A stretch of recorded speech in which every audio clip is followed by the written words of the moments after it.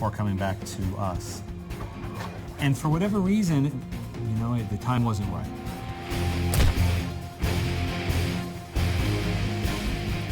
It's been a different journey for Marvel since it's really their first real venture coming out as a company, fully financing and releasing Iron Man. And it's a big deal to be a part of this production. So much of the company is now invested into this potential franchise, which is really what these films are meant to be. But we need a storyteller. John is a talent in many fields, from the camera, behind the camera.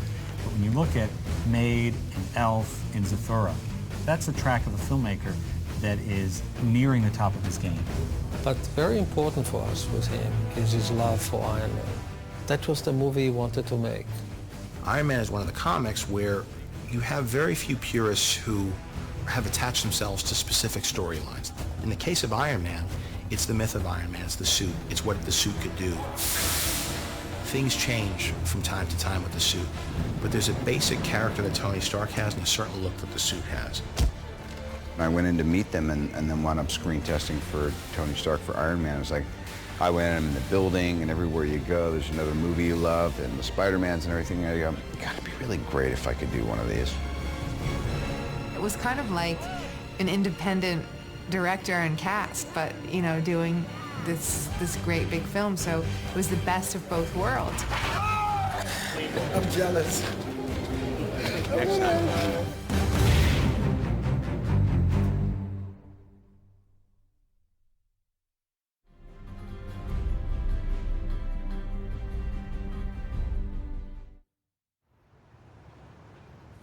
This is the part of the Marvel offices that they gave us for Iron Man pre-production.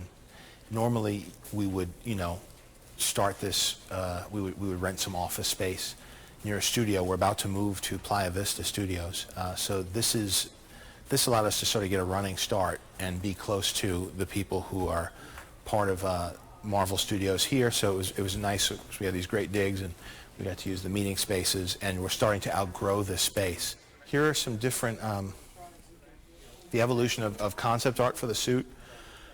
These are earlier designs that we didn't go with, but they helped evolve the suit into the final look. The suit evolved over decades, and it wasn't until an artist named Adi Granoff took a whack at the costume and reinvented it that you found a suit that looked more like solid armor, more like something with a military application, almost like a flying machine, and not like a suit that somebody slipped on. It was skin tight and happened to be metallic. This suit felt real. It felt like something mechanical, something that was tech-based. And that was the image that I gravitated towards from the whole packet of 40 years of Iron Man images that was given to me.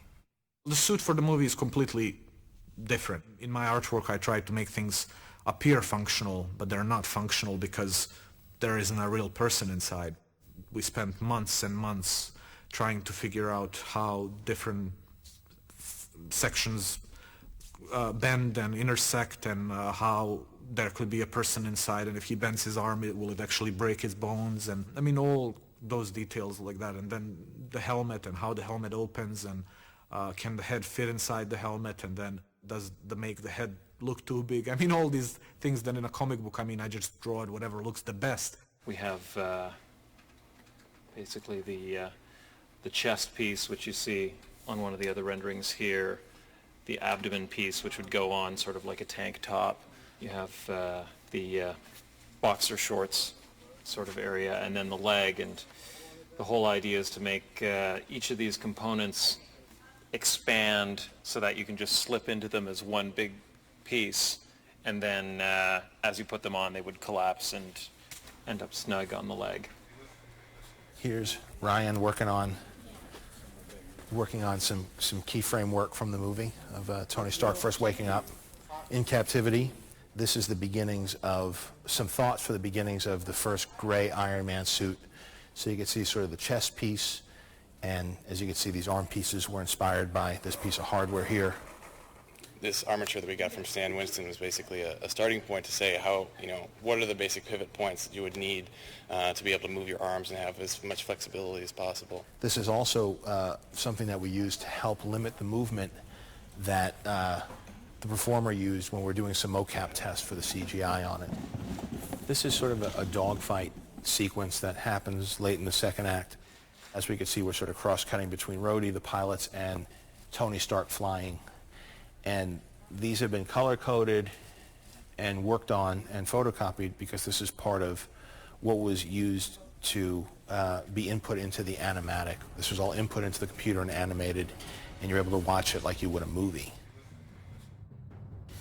I think very early on, John had a very compelling vision for how he wanted to cover the Iron Man action stuff. He wanted to shoot it like we took the Iron Man suit, turned it on, you know, and basically we're flying beside it in a helicopter, and that's how we got Iron Man on camera.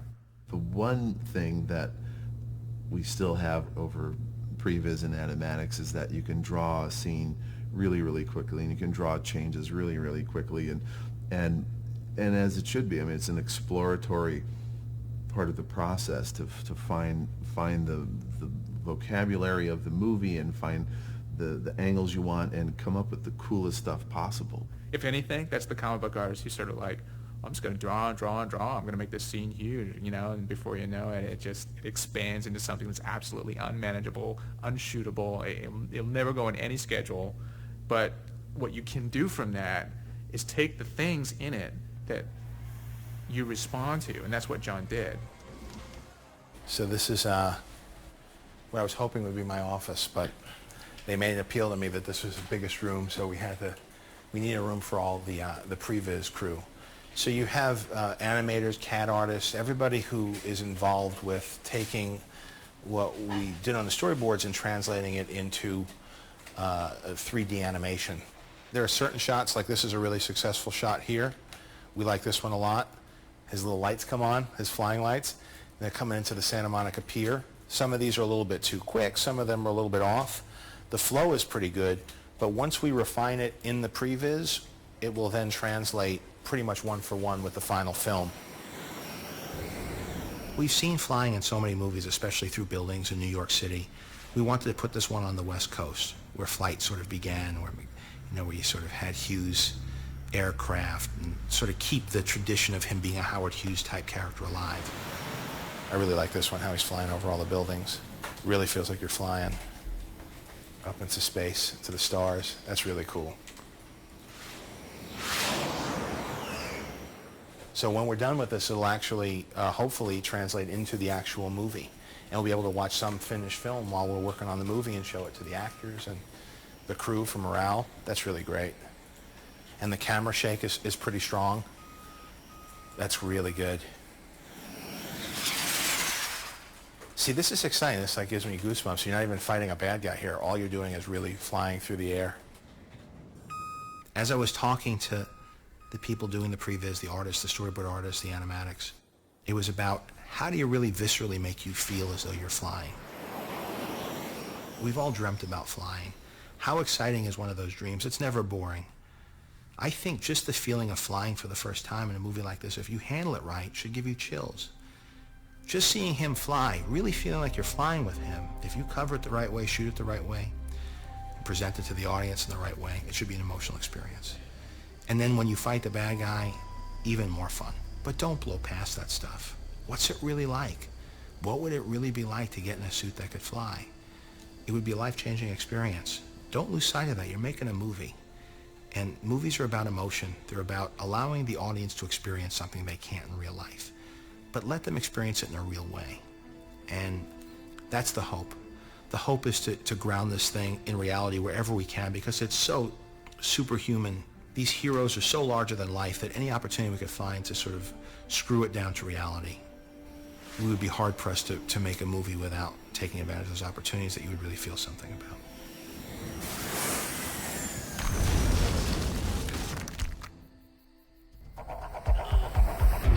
Generally speaking, if you're making a movie about a billionaire who can go anywhere and who can do anything and has any amount of money to do anything, and you have a restricted budget, and you have to try and create that world that he lives in, that's a big challenge. He doesn't just have the G5, he has like the 737 private plane. You know, everything is elevated with him. It's not just a house, it's an insane mansion on the bluff in Malibu on a cliff. And so there was a lot of fun in designing, location scouting, casting, shooting. You get to play a little bit of fantasy because when you think you've got something that's enough, you amp it up more. When we were looking for a place to film, there were a lot of possibilities. Marvel doesn't have its own lot yet. Maybe someday they will.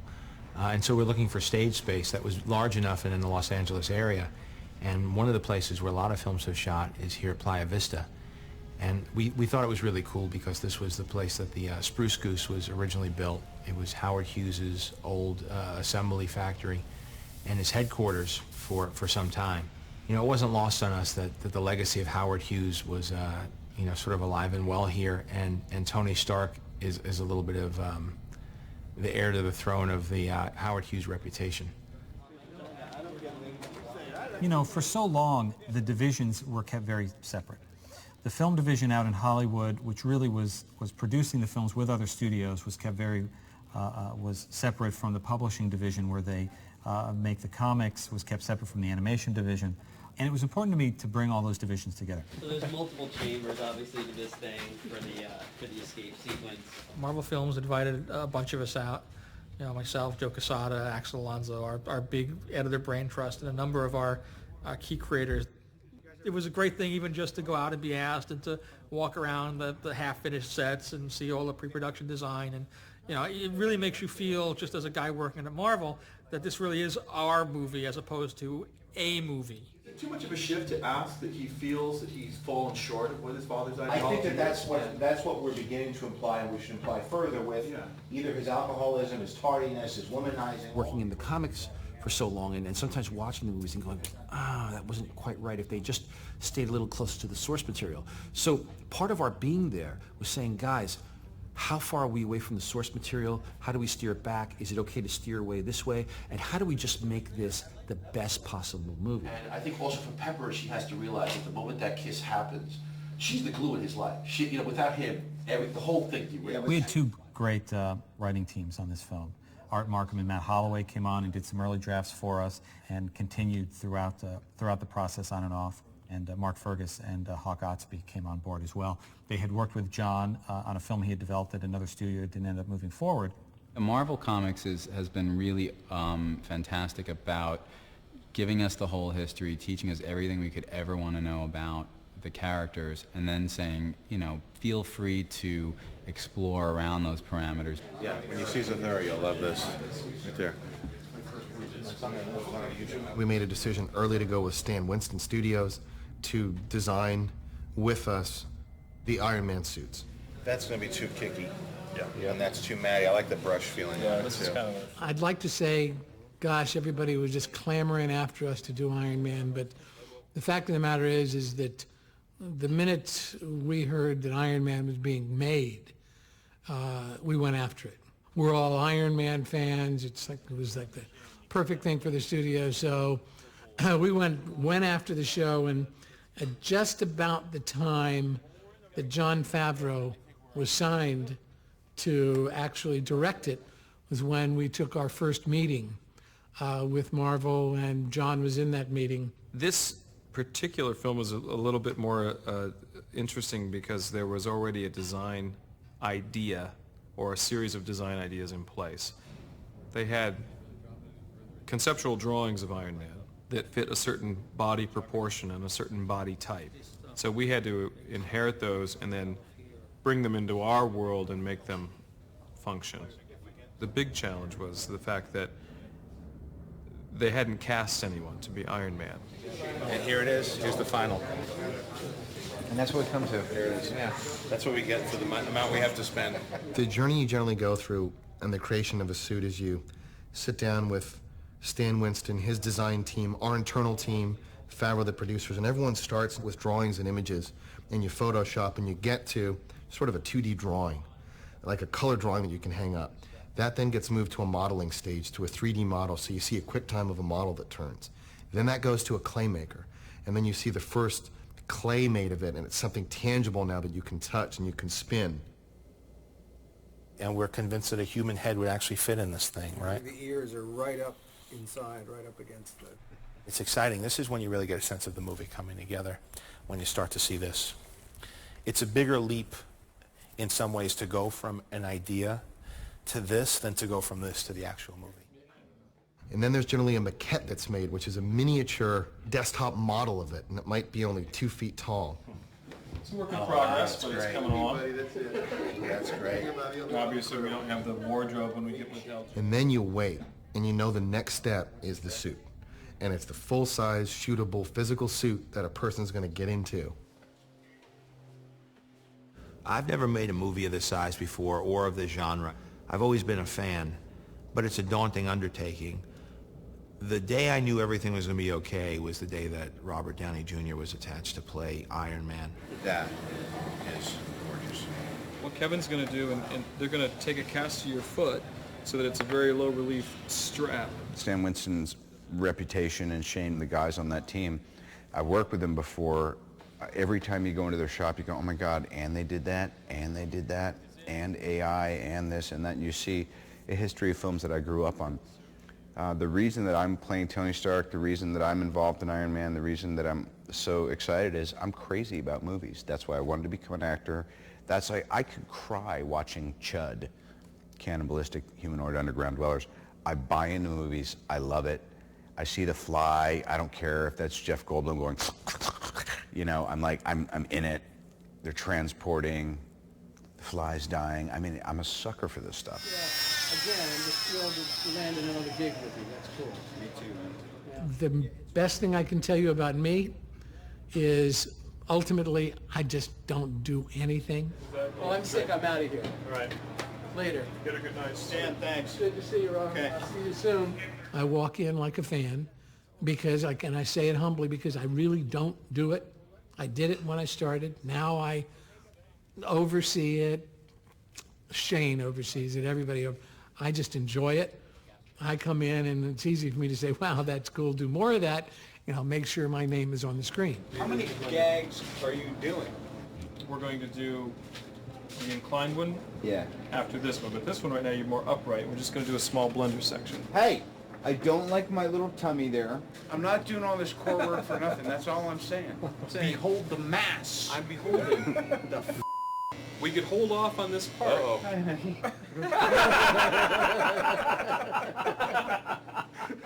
We are building a prototype while we're going. We've never built an Iron Man suit before. Dude, you're zooming in on my hammer right now, aren't you? He's up on the What hammer. kind of twisted parlor game's going down here? And so you're given a launching gun, and then you have to hit the finish mark with the suit done.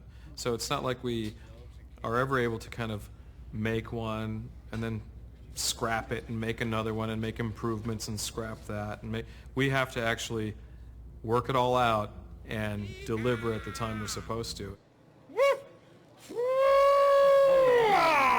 John, don't. Johnny. Faster!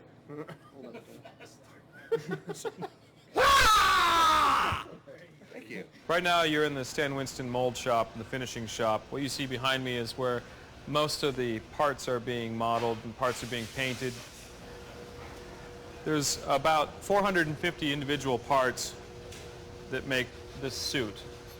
This is going to be the Mark II's chest. This is where the RT will go, and it's actually spray chrome metal, and it's been brushed. This is actually the process of putting in the rivets based on the design. And it's not really a polished rivet at all. It's just the illusion of a polished rivet. These are two pieces from the Mark III, and these are from our early test. This enormous calf that has sort of the accoutrement of like jet engines and things. But the foot goes in here, and then these panels had to be designed to slide and move. These are large sections of the Crimson Dynamo that are being made. This is a mold, and these are just quickie temporary molds to pull out hard shells. And we have a lot of parts that are actually flexible. And it took a long time to get that to work. And this is Tim Nordella, who's mechanizing the Crimson Dynamo. There's a hatch that opens, revealing the sinister man who's inside. Eventually, it'll all be dressed like a very, very tight and down below, like the cockpit of a dive vessel. But right now, these are just the outer shells. and sort of the escape hatch of this particular thing here.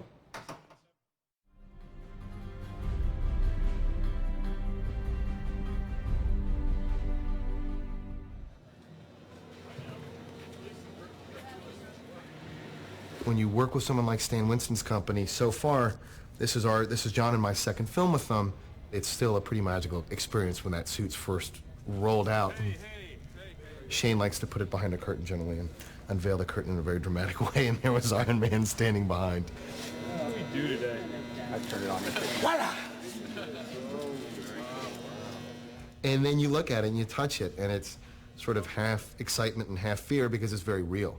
And generally you're pretty close to production at that point when that suit's shown to you. So hopefully your research was right, and the proportions all line up, and the textures are good, and the colors, and all the decisions you made along the way make sense. Once you start to not see the whole guy, the proportions of him, and I think 235 is a good move here. I think it holds up really well. When John first saw it, he was all smiles. I mean, he was really happy. Once the stuntmen had really become accustomed to the suit, when they started out, they were just a little afraid of damaging it, plates intersecting and chipping off paint and that kind of thing. But by the end of the day, he'd really gotten the full range of motion and had sort of learned to live in the suit. Those dailies at the end of the day were just amazing. I think everyone was just blown away.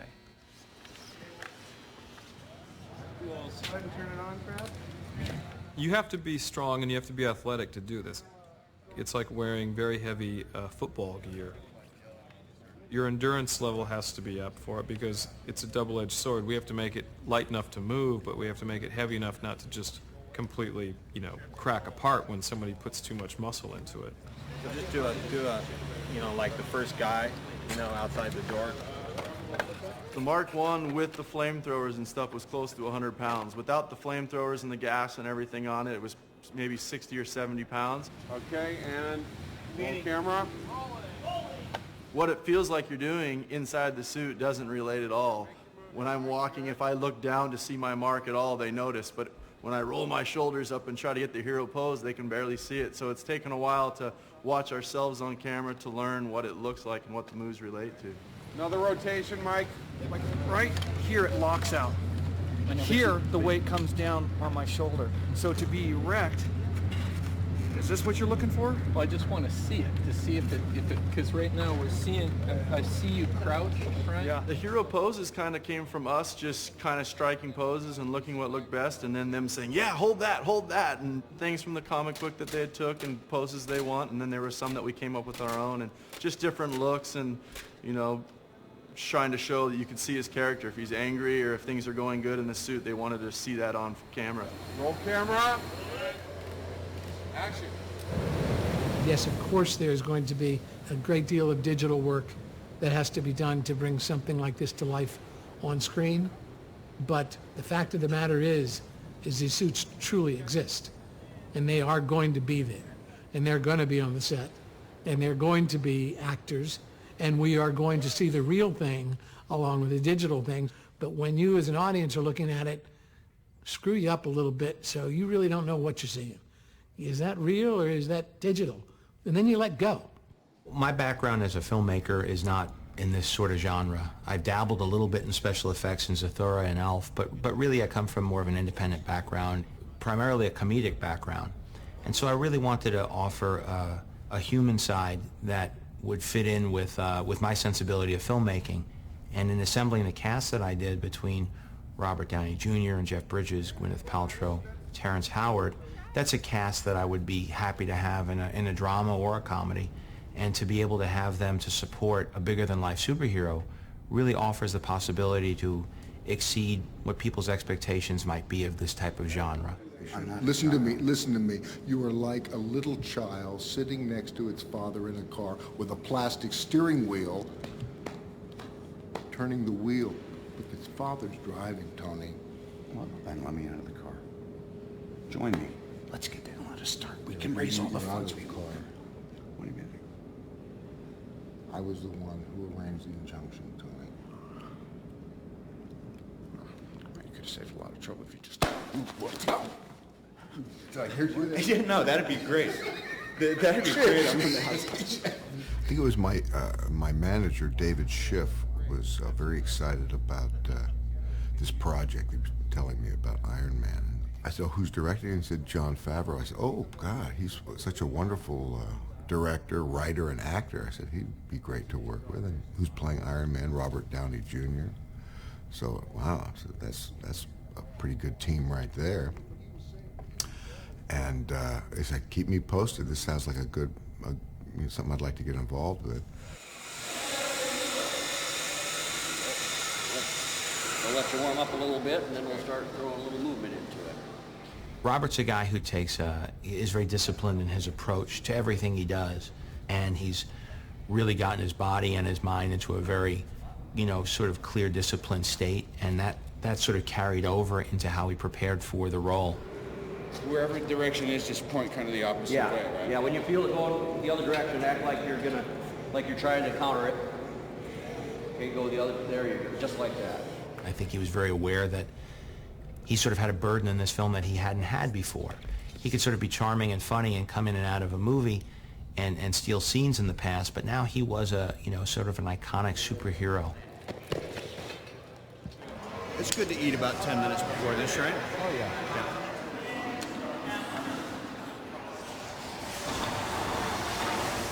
I weight train crazily, and I do a lot of martial arts and yoga, Kung Fu, Wing Chun Kung Fu, but I was doing that anyway.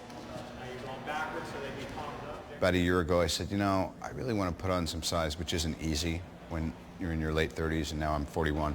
I thought if I'm ever going to do a movie like this, I've got to do it quick before it's not embarrassing. But anyway, I feel like I've got a 5 to 7 year window, and then if it goes past that, then I'm sure all the optical stuff and CGI will have advanced to make you look better. It's good. How's those legs, baby? Yeah, no, great shape. Legs are ready. We wear this. That's fine. Knee. Got it across your face. Don't let your face get scratched on anything, all right? Robert Downey Jr.'s first reactions to the suit were extremely positive, and he was thrilled. So that made us feel good because it is him, after all. He has to feel comfortable being in it. He enjoys the process. He wants to be in the suit as much as possible, which is fun. Yeah, that's what I wanted to see. Just kind of walk around. Oh, they don't bend either, right? No, they just... Oh, I see. They're This basically is the... rotational, right? They're rotators, and all the moves are hips are like this. Boom. I thought I'd been training for all these years, and I was pretty butch, and I put on that Mark I suit, which is his kind of escape vehicle, and I almost had a personality meltdown. It also just gives me a great respect for the stuntmen and the guys who are doubling, or I don't even want to say doubling, that me and the other fellows who are really playing Tony in the suits. Careful, actor at work, or something just snapped off. And I'm not claustrophobic, and it wasn't anything like that. It was just, I wore it for half an hour, and I kind of ran around, and the next day, I felt like my spirit had been broken. Like, I'm exaggerating, but it's like, these guys are seriously tough-ass guys. Mark I suit days, we canceled the strength training. The first time I saw him put on the helmet, I looked at him, and I said, Robert, you are Iron Man. I mean, how amazing is that? For the rest of your life, you are Iron Man. Nobody's gonna take that away from you. And he looks at me and goes, yeah, it's amazing.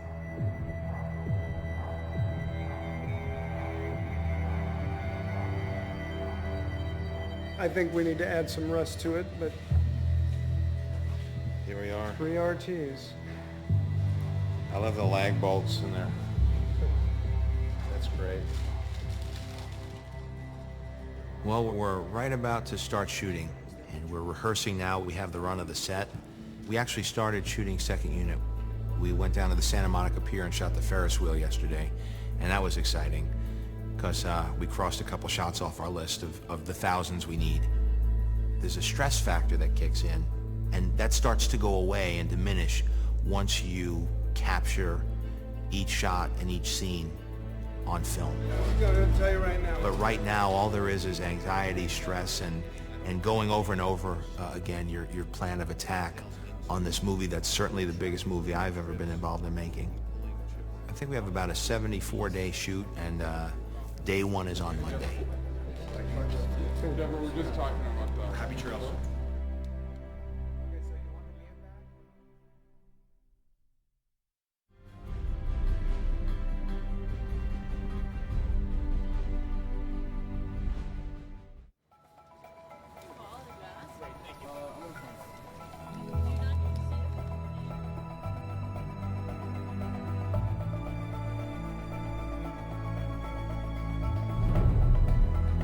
Or even really this one, but it'll be With all the details and stuff.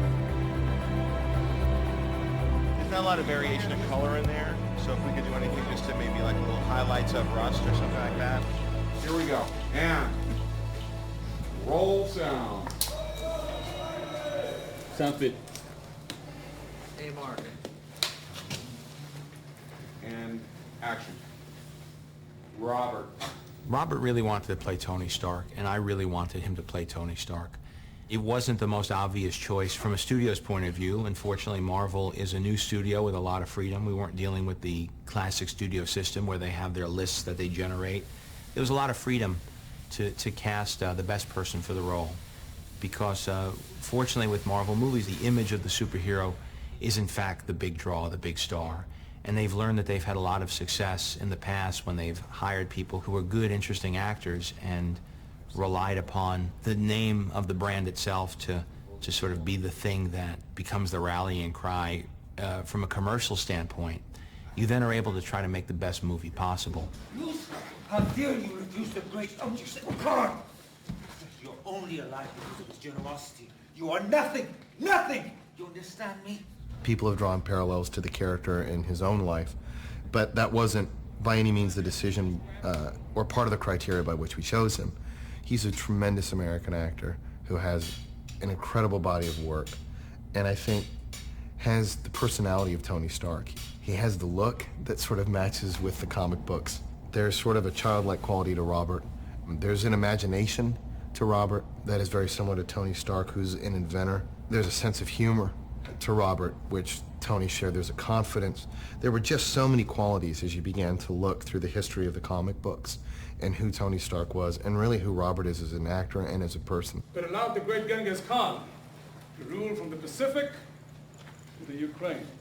The really fun part about the cave set is the dressing inside.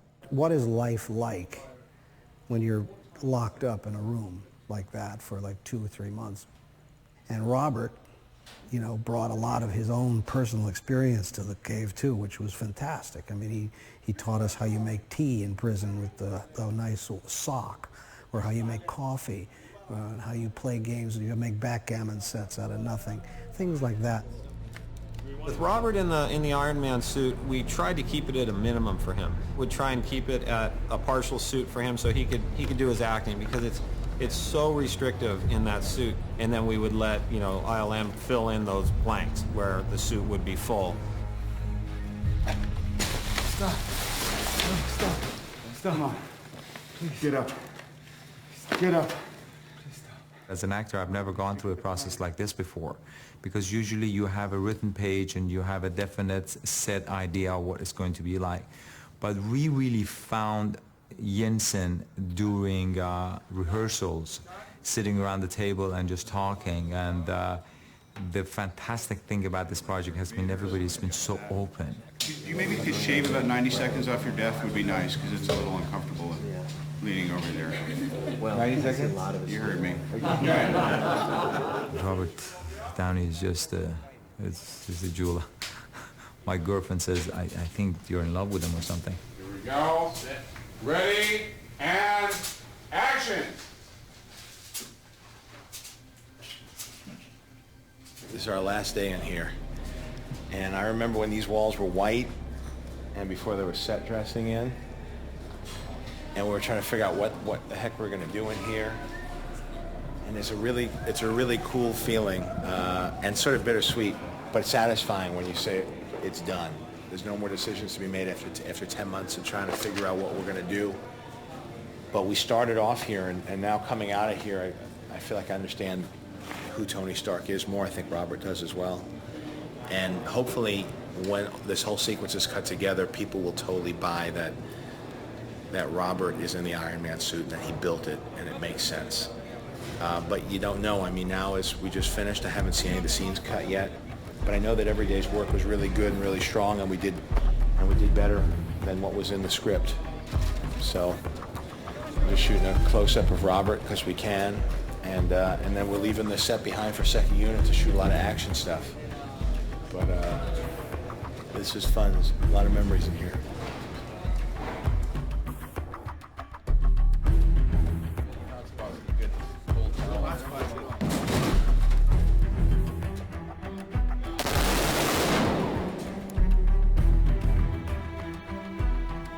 In the Mark I suit was mostly Mike Justice. Mike is a strong, fit guy, and in the very beginning, he would be in it for a couple hours, and he literally was spent. It was so hard to do. You know, imagine carrying around almost 100 pounds on your whole body and being asked to move around quickly and do fight scenes. But as he did it more, he got more in shape to do it, and there were days where he was in that suit, 10, 12 hours. At the end of the day, he man, I feel pretty good.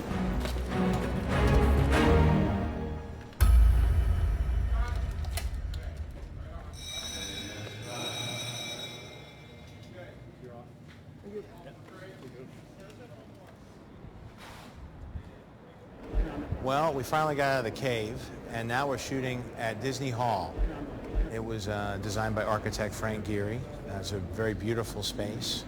Should add a nice look to the movie. And since Tony Stark is an engineer and a designer, we felt that it was important that the locations tie into that sensibility. And when this was available to us, everybody sort of jumped at the opportunity. We have to shoot here at night, so it's going to be very gruesome, brutal shooting hours because we're shooting from dusk till dawn. And this is the first day that we're actually on nights, so I think people will be fading fast. Mr. Stark, I was hoping I could get a reaction from you. House panic. I was referring to your company's involvement in this latest atrocity. Hey, they just put my name on the invitation. I say the names and then I say my name, and I'm like, holy crap. It's amazing. It's amazing. It's one of those moments, like I will leave set and I'll call my agent and I'll be like, okay, dude, here's how I'm gonna break it down today. I don't know, a man called Jeff Bridges. Yeah, in a scene with them. So it's exciting. And like last week I was like, yeah, a scene with Terrence Howard and Robert Downey Jr. Yeah, I check it. Like, it's so good.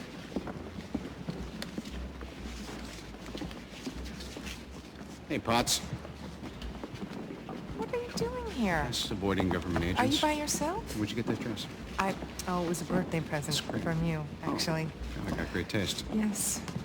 You, want to dance? Oh, no. All right, Thank you. No. The scene at Disney Hall was my first scene in the film.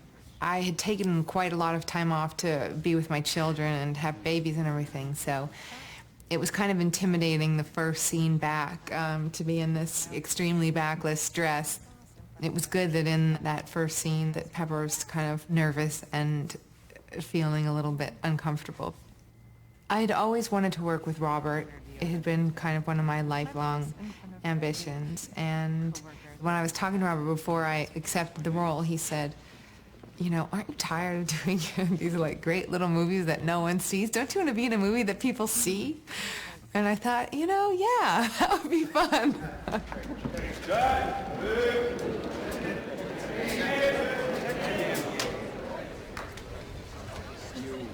Greedy. It was too much. You're a greedy human being. Stan, can we get you for the B-roll? Is everything okay here for you? Are we taking care of you? Or? I have never been taken care of this well in my life.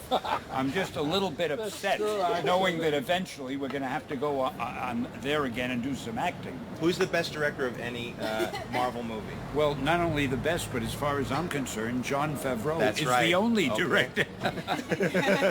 Unless some other director gets me a half a dozen pretty girls.